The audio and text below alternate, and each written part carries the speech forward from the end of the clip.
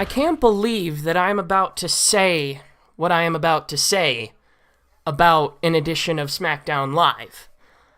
But I am going to give you the exact same synopsis for SmackDown Live tonight that I gave you for Raw last night and several Raws before. The show had a decent opening. It had a damn good close. Most of the shit in the middle didn't matter at all.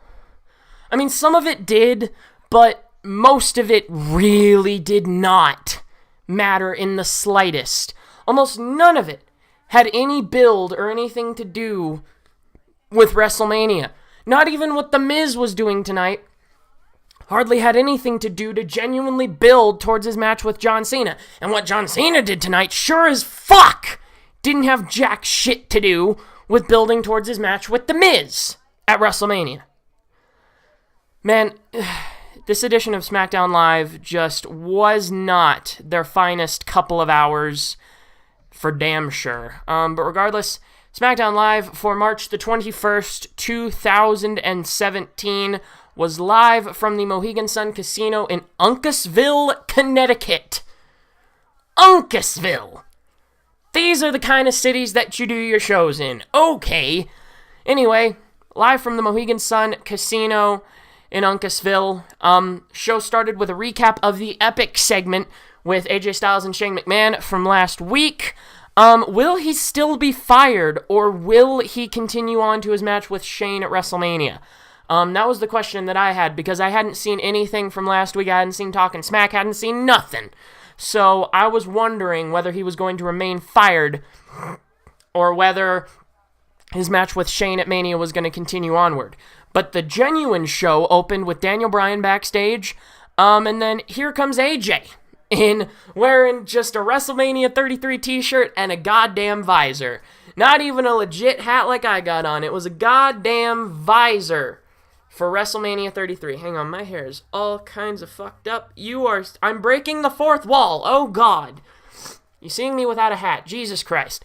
But anyway, wearing a WrestleMania 33 t-shirt with the sleeves cut off and a WrestleMania 33 visor. Not even an actual hat. He's back. He says that Shane McMahon allowed him to come back to SmackDown. Bryan says that if he were in charge, he would still be fired, but that Shane is different from the other McMahons, and said that he wanted to show people how to deal with things like a man. And then Bryan says Shane, unfortunately, is not there yet. AJ says that he will tell the world how it felt to beat up Shane. Says it felt damn good. Then it cuts out to the commentary table, and dear Christ, my fucking fears were realized. Mauro Ranallo, again, was absent from the commentary table. What? Why? Why, though? Like, if the UFC poached him, then by all means. He deserves to be treated properly. He deserves to be treated as a legit announcer, not just as a punching bag for the other two guys at the commentary table like he is in the WWE. But regardless, you should not have Mauro Ranallo absent there for 2 straight weeks. They said that he was sick, but Otunga is back. Thank God! Thank the Lord, your worst commentator in the company is back behind the desk, but your best one in there. Thank fucking Christ for that. Good. This is fan-fucking-tastic. And then AJ comes out. He's still over as fuck, as usual. Says that... Excuse me. Oh my God, I'm sorry. Says that he ain't sorry for nothing he did last week, pulling out the extra bit of Southern in him. Unbelievable. Still got cheered after that as well. Said that it felt damn good and made his heart swell to beat up Shane McMahon. Says that with all the shit he put him through something, and that something was a car window. AJ Styles questions Shane's ability to go at WrestleMania to bring a challenge to him, and that he accepts. Good shit. He asks the universe why he would challenge a superior athlete like AJ Styles. Good point. And why he would challenge a former world champion, again, good point, to a Mania match. Says that He wants to be a part of the ultimate snooze fest, WrestleMania. And he asks why Shane would want to go with AJ. And says it's simple. Without AJ, SmackDown plummets. SmackDown social media plummets just like his head plummeted through a car window last week. AJ says that he is untouchable and that he can do anything and get rewarded for it. So he says he's going to do the exact same thing that he did last week all over again because it was so fun to do the first time. And if you thought that it was bad last week, he said that it would go from bad to phenomenally worse. So I was expecting some shit to go down tonight between Shane O'Mac and AJ Styles. Then we cut to Daniel Bryan again, talking to Shane McMahon on the phone backstage, talking about AJ and his plans for the evening, discussing how to foil his plans. Then, after Bryan hangs up the phone, Baron Corbin comes up, and he wants to know if Ambrose is there to accept his challenge for the Intercontinental Championship at WrestleMania. Says that, unfortunately, Dean Ambrose is not here, thanks to you, Baron Corbin. Baron says, sweet, so it looks like I got the night off, and I'm still going to be getting a fat check for this. I know that seems small, but I loved that line from Baron Corbin. Looks like I got the night off, but I'm still getting a fat check from this one. But then, Bryan tells him that just because he pissed him off on the wrong night, he says that he will be in action tonight against Randy Orton. This was a big match, I will say. Then, right off the goddamn bat, we had the match of the night. This was the best match between these two shows, probably in the last month to 2 months. This was unfucking believable. And anything that I say in this review, unless you go and watch it, will not do this match justice because it was that good for a free TV match. I was thinking to myself at the end of this match, why the fuck can't we see this at WrestleMania? Why can't you put these guys out there at WrestleMania and have them put on this match there? This would really put these guys on the map. Because you're going to have all the casuals watching WrestleMania. You're going to have 98% of the viewing audience watching it for free on the network with their free trials. So why not put this match on WrestleMania and have people really see what these guys can do? But regardless, they gave it away on free television the 2 SmackDowns before WrestleMania. It was the Usos versus American Alpha for the tag team titles. And dear Christ, I was not expecting this to be too much of anything for a match. I thought that this was going to set up an eventual title match at WrestleMania, but no. This turned out to be a damn good fucking match. So, Usos come out. They got a big pop tonight in Connecticut, which, even though the WWE headquarters is in Connecticut, you wouldn't really expect Connecticut to be like a big smart crowd. But the Usos actually got a big pop tonight. And they were doing the Us-O chant right off the bat in this match. I loved it. I love that the Usos are finally getting the love they deserve from the crowds. Usos got a decent pop from a dive out of the ring off the bat, as usual. Gable, when they came back from commercial, was getting the shit beat out of him, as usual. Multiple attempts at a hot tag by Chad Gable, but the Usos prevented it beautifully. You had freaking Jay, or whoever it was, preventing Gable from getting to the rope, pulling him away from the corner from Jason Jordan as he was getting close. And then Gable eventually countered he eventually countered and tried to get it to Jordan, and then Jay grabbed him again and pulled him back, and then he blocked Jay off again and then tried to get to Jordan, but then Jimmy came through and pulled Jordan off of the apron as Gable was about to make the hot tag. That is the little things in a tag team match that make it incredible. That reminds me of something that the Revival would do.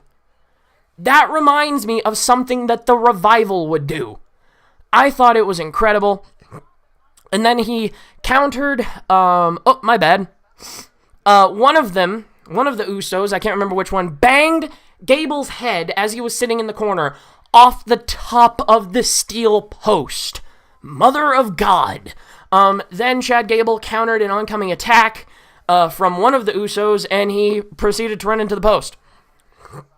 There was a brilliant near fall here. brilliant near fall. This was the high point of the match. I was going like, holy fucking shit at this point in the match. Roll up on Jordan by one of the Usos. I can't remember which one.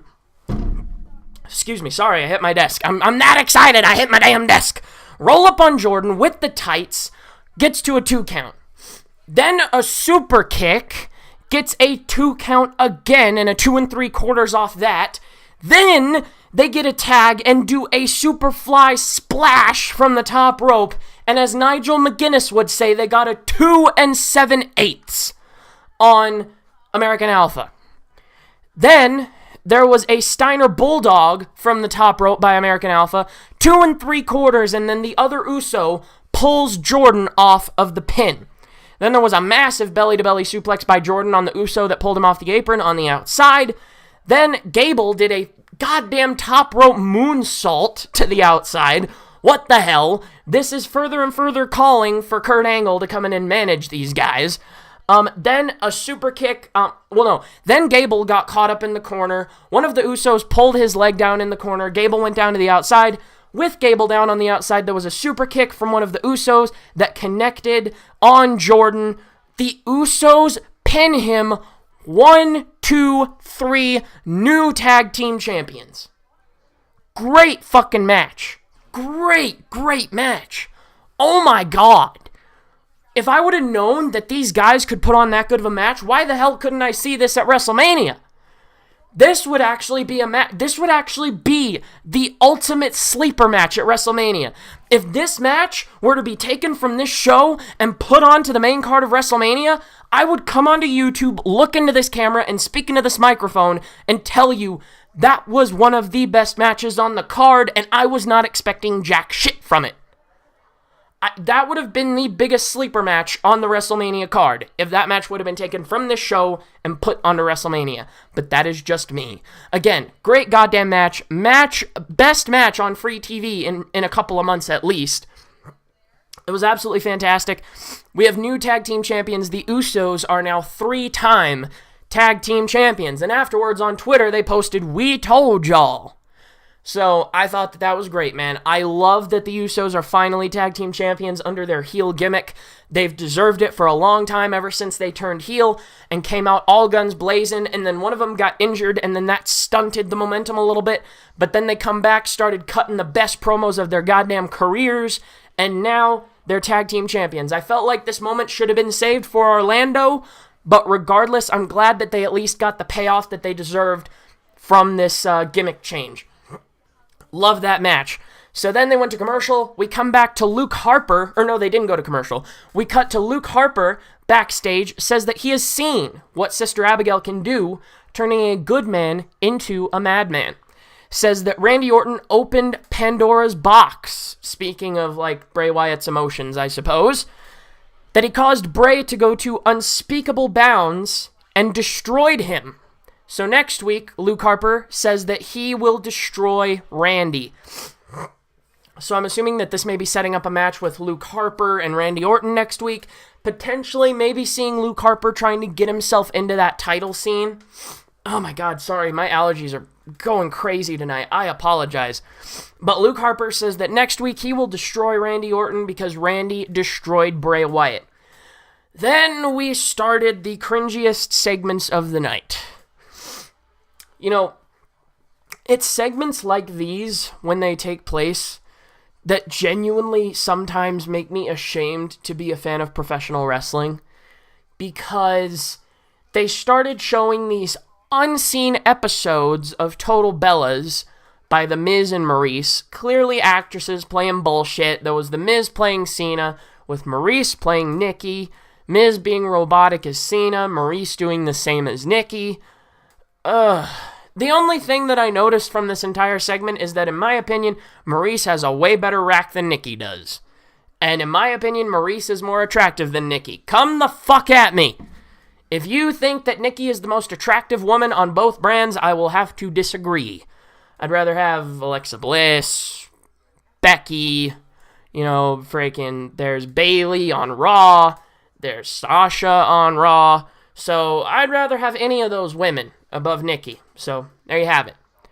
Then we actually had a damn good match. This was actually challenging the Usos for match of the night. It was Corbin versus Orton. I noticed last week we had like very little wrestling, but a lot of promo work, and the promo work was really good. Tonight we had a lot of really bad promo work, but some wrestling, and the wrestling that we got was so goddamn good. I'm loving Corbin so far, by the way. He is an absolutely incredible, believable heel. He's such a good, believable heel. And that's because even when you see him in real life, like if you saw him on Breaking Ground, that was meant to be sort of like a breaking of the fourth wall series, but yet from Baron Corbin in real life to in-ring Baron Corbin, you don't see all that much difference. Because like on Breaking Ground, he was like, dude, I like to beat people up. I want to kick people's asses. And I don't give a shit who likes me, who hates me. I don't care. And he's the same way in the ring. I love that about this guy. He is himself. When he is in the ring, he is himself as a character. Absolutely incredible. I'm loving the guy so far. And Orton came out, and Orton is, he's probably the most over babyface on SmackDown right now. Genuinely. Probably the most over babyface that SmackDown has. And, they started recapping the segments between Randy and Bray and all that shit going on in the WWE title picture. And one thing that I thought to myself as Randy was coming out, I was like, damn, Randy is like a fine wine, at least to me. It's like he gets better with age, It's like Randy Orton is just this, he's a refined taste, at least to me, because, like, back in, like, 2009, 08, 09, 2010, 2011, that time period, I didn't really like Randy Orton.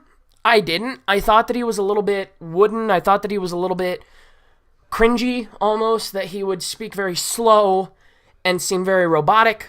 But now, with this current gimmick that he's gotten ever since joining the Wyatt family, he just seems very natural. He doesn't seem so wooden. He doesn't seem so robotic. So I'm actually really liking Randy Orton now, man. I'm liking Randy Orton more and more as the weeks and months go by. I'm loving this guy. So, started off the match, went over hot to start. Corbin blocked a very early RKO attempt by Randy because, of course, Randy is going to continuously attempt the RKO throughout the match because it's Randy fucking Orton. I loved, one thing that made me laugh in the middle of this match, I loved it, man, was they had this little midget referee reffing this match. Like, he came down below Baron Corbin's shoulders, and Corbin's like 6'8", and I'm not saying that 6'8" is short or anything, but you could tell that this guy was like really short, because he was coming down like below Corbin's shoulders. So we're talking like 5'9", 5'8". So he's short, at least for being in a wrestling ring. And he comes up, and he's getting in Baron Corbin's face, trying to be all authoritative with Baron Corbin, and I'm like, bro, this dude could eat you for lunch. What the hell are you doing trying to get in his face? I just thought it was funny. That's something that I just noticed and observed during this fight. I thought that it was great. But Corbin started to control this match a bit more as it went on. And then we went to commercial break. And then right off the back of a commercial break, he got a 2 count on Randy Orton, which was surprising. And then he beat him up a bit more, and he got a 2.5 count on Randy Orton. And then actually, there was a throwback chant from the crowd. Holy shit, they started chanting Viperville during this match. What? Do you remember when he came back, when Randy Orton first came back and they were hyping his match with Brock at SummerSlam? And he was like, oh, it only takes 1 RKO to get to Viperville. No enhancement needed. They were chanting Viperville during this match. Whew! There is, in fact, a throwback. Then Orton started a little mini comeback, and then, do you remember a couple weeks ago when he had that match with AJ Styles, where AJ Styles fooled him into thinking he was going for the phenomenal forearm, and he fooled him into jumping into the RKO, and then he missed it? Corbin did the same goddamn thing with Orton, because Orton started to do a little mini comeback, a couple of clotheslines, and then Corbin caught himself up on the ropes, and Orton went for a power slam motion. I think that's incredible that they're fooling that people are fooling Randy Orton into his moves, that they're showing how predictable he's gotten. Because honestly, for a while, Randy Orton was really predictable. Started to become a little bit like Cena, where it was like, oh, the same shit. He's gonna, hit you a couple times, go for the power slam, then do the RKO, blah, blah, blah. But, Corbin and Styles the last couple weeks have fooled him into going for that RKO and the power slam whenever they weren't even coming for him. So I thought that was good. Then he got a proper power slam off and a full Nelson slam into a 2 count on Baron Corbin. Corbin blocked the elevated DDT by Orton and took this to the outside. There was a little battle on the steel steps back and forth, and then they went back inside. Corbin hit the DDT proper and then powered up for the RKO. Corbin blocked the RKO into a deep 6, and then once again, as Nigel McGuinness would say, a 2 7/8 on Randy Orton. Orton stepped out of the way of an oncoming Corbin and sent him into the steps.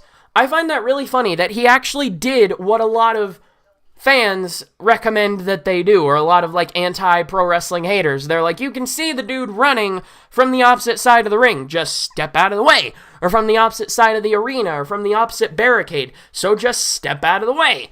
Randy Orton did that tonight. He stepped out of the way of an oncoming Corbin, and Corbin therefore ran into the steel steps.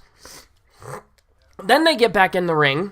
Corbin is about to set up to hit Orton with something. And then Ambrose comes onto the ramp, standing on a goddamn forklift. Wasn't the same forklift that Corbin used to hurt him a couple of weeks ago. Standing on a forklift and goes, yo, Corbin, you busy? The dude's in a goddamn fucking match, and you ask, you busy? But then he distracts Corbin. Orton turns him around, hits the RKO, gives a little thank you to Ambrose. I thought that was hilarious. I don't know why, but I laughed really hard whenever I saw Orton just acknowledge Dean and be like, thank you, to him, just like, gee, thanks. He comes up panting and friggin' after hitting the RKO, just sweating like crazy, and he just goes, thanks, and covers Corbin 1, 2, 3. Ambrose lowers the forklift, comes to the ring. Ambrose accepts the challenge of a Mania match for the IC title. Dirty deeds to Corbin.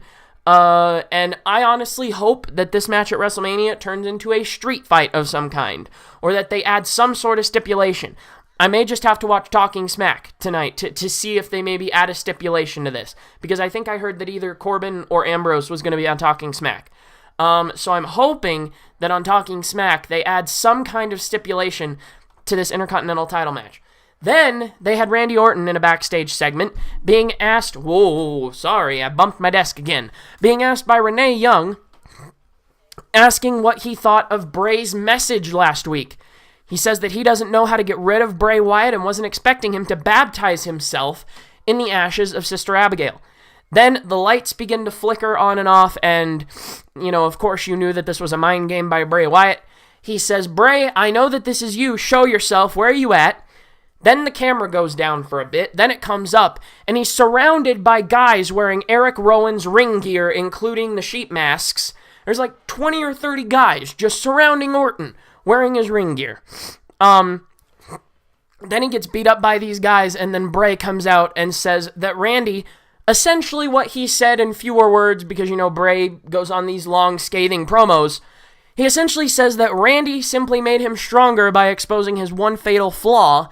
And then he began to sing, he's got the whole world in his hands. He's got the whole wide world in his hands. You get the idea.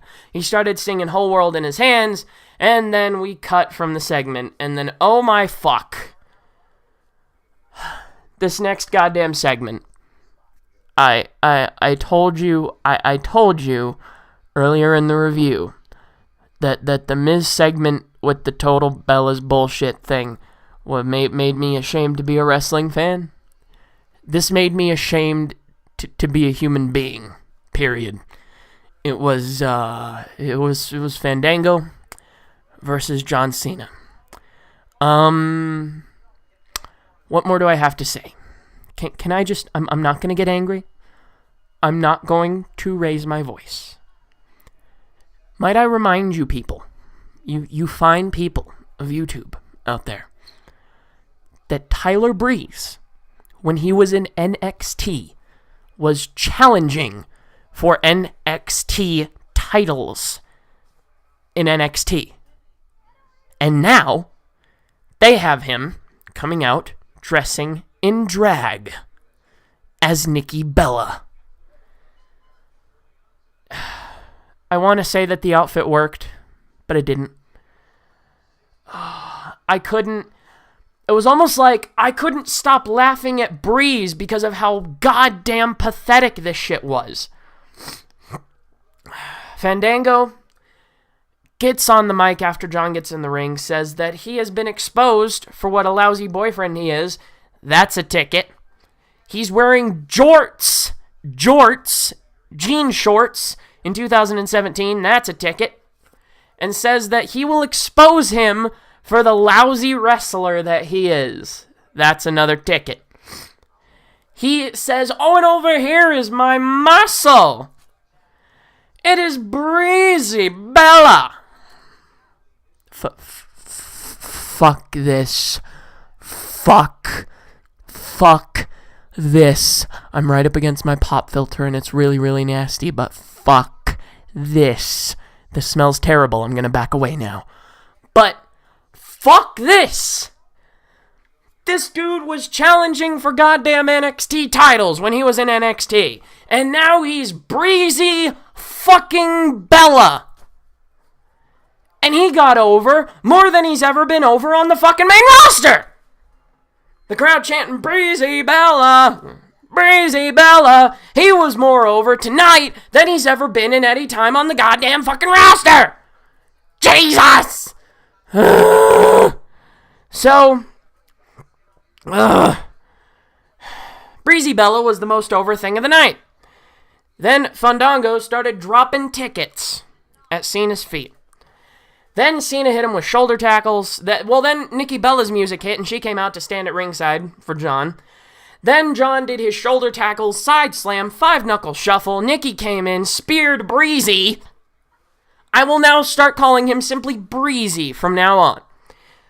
Nikki came in, speared Breezy. John, AA to Fandango. Nikki, rack attack to Breezy. STF Fearless Lock combo. Double tap out by Tyler Breeze and Fandango. Oy vey, Tyler Breeze, how the mighty hath fallen.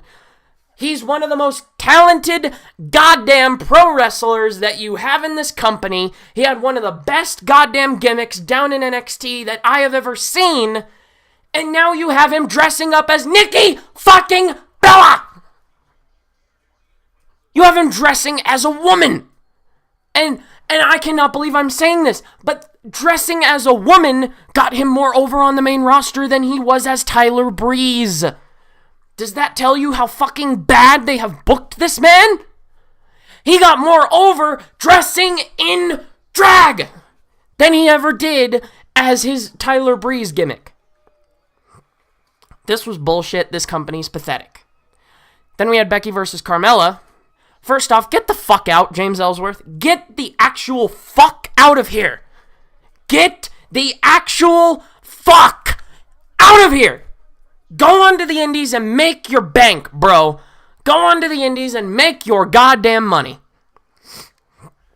Nothing happened, hardly at all, in this match. Natty interfered almost right off the bat and DQ'd the whole goddamn thing.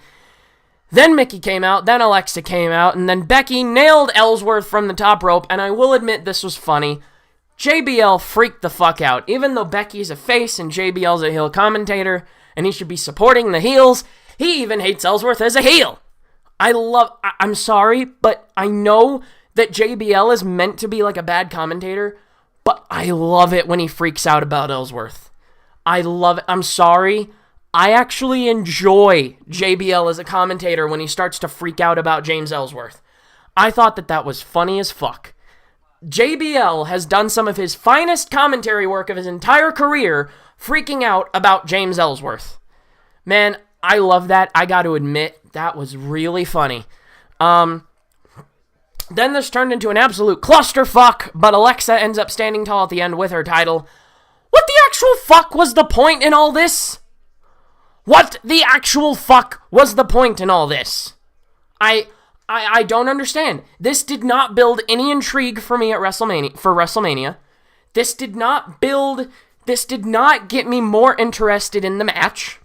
at WrestleMania because you essentially were trying to get across the point that you've gotten past through your television shows for the last 3 goddamn weeks. That Alexa Bliss will be defending her title against every available woman on the SmackDown Live roster. I understand that. And then probably, Naomi's probably going to be slotted in on WrestleMania night as a surprise entrant into the match. I'm just saying. I am just saying. So then we had the second Total Bella's bullshit segment of the night. Miz being, I will admit, the highlight of these segments was Miz being an incredible robot Cena. I have to admit, this was good by The Miz. I will say that. The Miz was the best part of these goddamn segments, but the segments as a whole were fucking cringe. Maurice mentioned that this is the living room where me and Brie discuss how to solve all the problems in the world and how to bury every WWE female superstar and end their careers. And in these segments, there were multiple teases at Miz pretending to propose to Maurice, as John proposing to Nikki. But, honestly, it was such bullshit. It really was. Because the running, gag between Miz, Maurice, and Cena and Bella is, oh, well, look what I've got. Maurice is like, look what I've got on my finger, and she shows her engagement ring. And apparently this is all leading to John engaging to proposing to Nikki at WrestleMania. And I mean, if that happens, okay, that's great. It'll be the first proposal. You know what? It's probably, the announcers are probably going to build this up as, the best thing ever. It's the first ever live WrestleMania proposal. Oh my God. Whatever. I was honestly laughing at how pathetic it was. I wasn't even paying attention the second time around because it was absolute garbage. Then backstage, Renee, we cut back to AJ in the parking area, and this was the closing segment of the night, and I actually enjoyed it. Renee in the back in the parking area asking AJ what his intentions are for tonight. Then this was essentially rinse and repeat from last week. AJ's like, oh, what are my intentions? You know what my intentions are. Then a car pulls up, and then, he does what he was doing last week with Shane, hides behind an ambulance, and then he goes and it pulls up, and it's Slater and Rhino. And, they're like, oh, well, he was expecting somebody else. Excuse me. And not Shane. Then Shane's music hit in the arena, and he comes out. Excuse me. Shane's music hits. Shane's music hits in the arena, and he comes out, says that AJ is looking for him, and he says that he is now looking for AJ. Cut to AJ in the car park. Renee tells AJ that Shane is waiting. He shakes his head, and it cuts to commercial. Shane says AJ acts all tough when Shane is not there or has his back turned.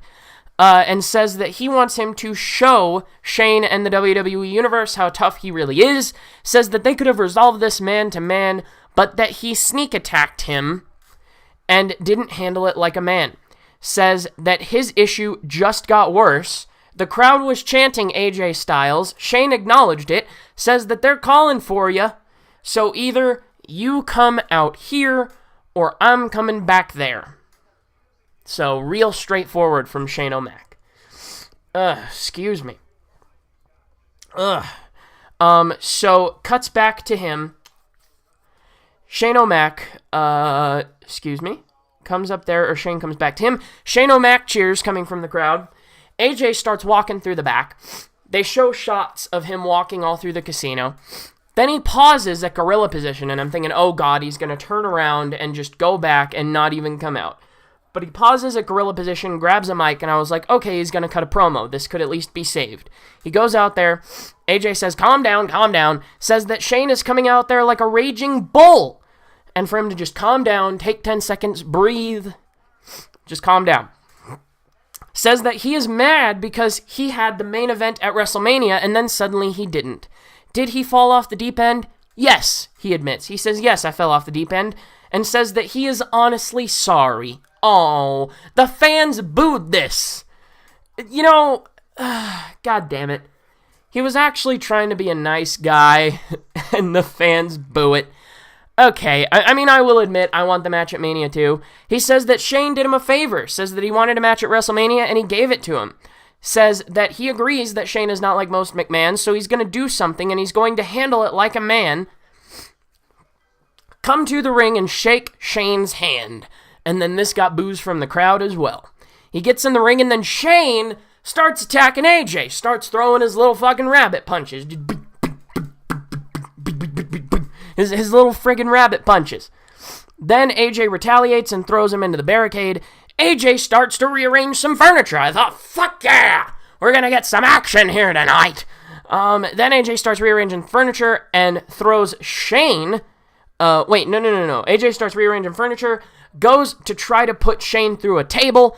Then Shane countered with a goddamn back suplex to Styles onto the hood of the announce table. That looked brutal. Like, I thought that AJ might actually legit be hurt after that bump. That was really brutal. Shane continues to rearrange the furniture, plows a monitor into AJ's skull. He takes one of the monitors from the announce table, drills it through AJ's head. Let's see. Yeah, plows a monitor into AJ's head, and then lays him out on the announce table. He goes to the ring. He was going to pull the same spot that he did against Undertaker during their build to WrestleMania last year. In fact, I think it was on the second to last Raw before WrestleMania that Shane did this last year too. And this is the second to last SmackDown before WrestleMania. Is this just going to become a second to last show tradition for Shane O'Mac for all of his Mania matches? I don't know. But he's going to pull the same spot that he did with Taker last year. Elbow to AJ from the top rope. I think he might have completely missed it just because of the camera angle they showed. Although the camera angle may have just like skewed my view a little bit, but I think he may have completely missed it. But it gets a pop from the crowd anyway. Both men in a heap. Shane stands tall, points to the goddamn sign again. Points to the fucking sign. We're gonna just keep pointing at signs here. I'm pointing at a sign. I'm pointing at a sign in my room. I'm pointing at a WWE sign on top of my dressers. Yeah, on top of my dresser. I'm pointing to a WWE sign. Does that mean I get to go to WrestleMania? No? Okay, well, shit. But Shane points at the goddamn sign. Show goes off the air. Again, with SmackDown, it was a damn good open, a fucking great opening match, and then a really damn good closing segment. But everything in the middle, except for the Orton and Corbin match, which didn't really have much to do with WrestleMania until the very end, whenever Ambrose came out and interfered and then accepted the challenge. Other than that, at the very end, the Corbin-Orton match didn't have too much to do with WrestleMania, but it was a damn good match, so I will give it that. So that is it for your SmackDown review, guys. Thank you so much for tuning back into the review. Thank you so much for all the support on the recent content that I've been putting up on the channel. Last night's Raw review did pretty good, considering that I wasn't expecting it to do all that well coming off the back of an insane Raw review the week before. Thank you so much for all the support on that. Thank you so much for, the support on my Pro Wrestling Crate unboxing. Speaking of, go check out my Pro Wrestling Crate unboxing if you have not done so already. I actually got the t-shirt I'm wearing now. Long live the one true villain, Marty Scurll. I actually got that in the Pro Wrestling Crate. Minor spoiler, but I got 2 other t-shirts that are absolutely goddamn epic. So if you want to see that, plus a few other collectibles that I got in the Pro Wrestling Crate, then please do go over and check that out. It's about 20 minutes long, and you know what? I love all the stuff that I got in that crate, man. So please go over and check it out if you have not done so already. If you missed my Monday Night Raw review, please do go check it out as well. I'll see you back here tomorrow for NXT review. In the meantime, please leave a like down below if you enjoyed. Comment down below. Let me know what your favorite thing about SmackDown was tonight. Excuse me. For me, it's got to be American Alpha versus the Usos. That was the best match on free TV in months, or at least a month or two, I will say that. So, like I said, comment down below, let me know what your favorite part of the show was. Don't forget to click the red button down below and subscribe as well, and ring the bell so that you get automatic notifications of whenever I do anything here on YouTube.com. Thank you guys so much. That is all from me. You guys, keep yourselves safe, and I'll see you at a later date. Farewell.